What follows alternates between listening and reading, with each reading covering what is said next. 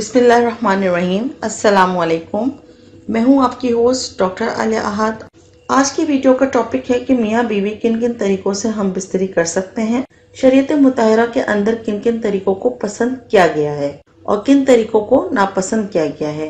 मियाँ बीवी खड़े होकर, लेटकर, बैठकर, औरत को अपने ऊपर लिटाकर, बिठाकर या औरत के ऊपर लेटकर या घोड़ी बनाकर, क्या इन तमाम तरीकों से शरीयत मुताहरा के अंदर हम बिस्तरी करना जायज है या नाजायज है।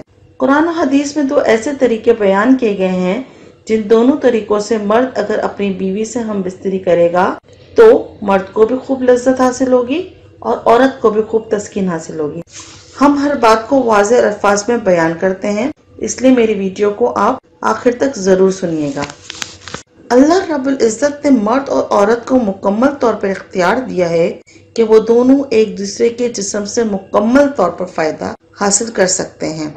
जो गलत तरीका है यानी दुबर में नहीं कर सकते, यानी पीछे के मुकाम में नहीं कर सकते, क्योंकि इसकी मुमानियत आई है। मुमानियत क्या आई है कि अल्लाह रब्बुल इज़्ज़त ने कौम लूत पर इसीलिए अजाब भेजा था क्योंकि वो दुबर में दखूल करते थे, यानी पीछे के मकाम से हम बिस्तरी किया करते थे, औरतों के साथ और लड़कों के साथ किया करते थे। बहरहाल शरीयत में दुबर वाले हिस्से से हम बिस्तरी करना जायज नहीं, इसकी मुमानियत है। अगर मर्द अपनी बीवी को यानी घोड़ी बना लेता है जैसा कि होता है और वो इस तरीके से पीछे से आगे की तरफ करता है तो जायज है। यानी कि आप आसान से अल्फाज में ये बात समझ लीजिए कि महल अगला हिस्सा है, दरवाजा अगला है, रास्ता कोई भी हो, महल आपका वही है, यानी अगली पेशाब वाली जगह जहाँ से बच्चा पैदा होता है, महल वही है। अब आप चाहे उसको लिटा लिटा कर करें या सीधा लिटा कर करें, इसमें कोई कबाहत नहीं, यानी आपको मकाम अपना नहीं तब्दील करना। अगर आप औरत को उल्टा यानी घोड़ी की तरह बना लेते हैं तो महल वही है। इसमें आप पीछे से आगे तो कर सकते हैं मगर पीछे वाले हिस्से यानी दुबर वाले हिस्से में नहीं कर सकते। यानी शरीयत मुताहरा की बात तो आपको समझ में आ गई कि आप पीछे से आगे की तरफ तो कर सकते हैं, इसमें कोई मुमानियत नहीं, यानी पीछे करने दुबर वाले हिस्से करने की मुमानियत है। अब मैं आपको दो ऐसे तरीके बयान करूंगी जिसको कुरान और हदीस में बयान किया गया है और आज की साइंस भी इस बात का इकरार करती है और डॉक्टर हजरात भी ये कहते हैं कि इन दोनों तरीकों से अगर हम बिस्तरी की जाए तो औरत को खूब लज्जत हासिल होगी और मर्द भी खूब तस्कीन हासिल करेगा।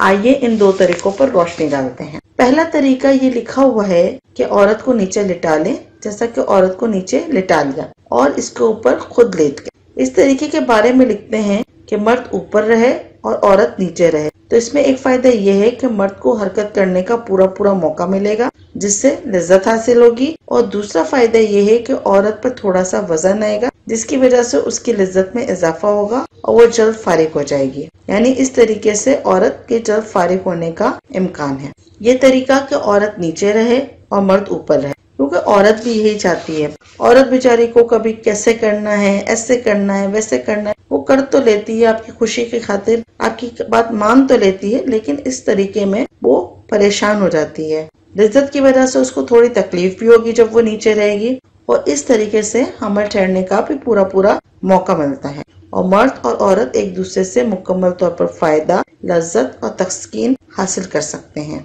इसके बारे में एक माहिर डॉक्टर क्या कहते हैं, मैं आपको तहरीर पढ़ के सुनाती हूँ। डॉक्टर क्या कहते हैं इस बारे में कि जमा में औरत पेट के बल सिर्फ लेटे और नीचे रहे और अपनी टांगों को फैलाए और मर्द उसके ऊपर इस तरह लेटे कि उज़्व खास एक दूसरे के मुकाबिल हो जाए, यानी औरत नीचे हो और मर्द ऊपर हो। इस तरीके से दोनों की शर्मगाहें मिल जाए और मर्द जमा करके कुदरत की मंशा के मुताबिक हरकत करने लगे। यानी जैसे कि मर्द हरकत करते हैं, आपको पता है नॉर्मली जमा के दौरान जो मर्द हरकत करते हैं, इसके जरिए से क्या होगा कि मनी सीधी बच्चादानी के अंदर औरत की बच्चादानी में दाखिल होगी तो हमल ठहरने का जो इम्कान है वो ज्यादा से ज्यादा होगा। इसके अलावा इस तरीके से औरत भी जल्द फारिग हो जाएगी और इसके अंदर भी ढीलापन आ जाएगा और मर्द भी फारिग हो जाएगा और मर्द का जो ज़कर है यानी जो पेशाब वाली जगह है वो भी सुकड़ जाएगी। आपने कहा कुरान पाक का कोई रेफरेंस हो, तो कुरान पाक में अल्लाह रब्बुल इज़्ज़त फरमाते हैं यानी जब मर्द ने औरत को ढांप लिया तो इसमें बिल्कुल सा हमल रह गया। वजाहत करती चलूं कि औरत कब ढकती है, जब मर्द इसके पूरे ऊपर आ जाता है और औरत नीचे होती है, मर्द ऊपर होता है तो वो उसको कवर कर लेता है और इस तरीका जमा में हमल ठहरने का इम्कान ज्यादा से ज्यादा है। جس کا کہ قرآن پاک کی آیت میں اشارہ ملتا ہے، جیسا کہ اللہ رب العزت نے قرآن پاک میں فرمایا ہے۔ دوسرا طریقہ یہ ہے جو ہم بستری کرنے کا ہے، جس میں عورت کو بہت زیادہ لذت حاصل ہوتی ہے۔ اس کے بارے میں حدیث مبارکہ میں ہے، یعنی مرد جب فرج کے چاروں جانب بیٹھ جائے اور دونوں رانوں کے درمیان، اور فرج کسے کہتے ہیں؟ عربی زبان میں فرج عورت کی شرمگاہ کو کہتے ہیں۔ یہ اس وقت ہوتا ہے جب عورت اپنی دونوں ٹانگوں کو کھول لے اور دونوں رانوں کے درمیان مرد بیٹھ جائے، اور بیٹھ کر اس کی ٹانگوں کو اوپر اٹھا لے اور اپنے کندھوں پر رکھ دے، اور پھر مرد جو ہے اس طریقے سے ہم بستری کرے۔ یعنی مرد جب فرش کے چاروں جانب بیٹھ جائے پھر تو عورت کو بھی تھوڑی سی مشقت ہوگی۔ یہ حدیث کے الفاظ ہیں، تو اس طریقے سے آپ ہم بستری کر سکتے ہیں۔ یہ دو طریقے ہیں جس کو شریعت نے پسند کیا، اس سے مرد اور عورت دونوں کو لذت و سکون حاصل ہوتا ہے، اور اولاد ہونے کے، حمل ٹھہرنے کے زیادہ سے زیادہ امکانات بھی ہوتے ہیں۔ ان دو طریقوں سے ہم بستری کر سکتے ہیں۔ شریعت مطہرہ میں ان دو طریقوں کو پسندیدہ قرار دیا ہے۔ اس کے علاوہ اور بہت سے طریقے تھے جن کا ذکر کیا گیا تھا، لیکن دوبر والی جگہ، پیچھے والی جگہ سے ہم بستری کرنے کی ممانعت ہے۔ امید کرتی ہوں آج کی ویڈیو آپ کی سمجھ میں آ گئی ہوگی، آپ کو پسند آئی ہوگی کہ ہم بستری کے دو طریقے کون سے بہتر ہیں جن کا قرآن و حدیث میں بھی ہمیں ذکر ملتا ہے۔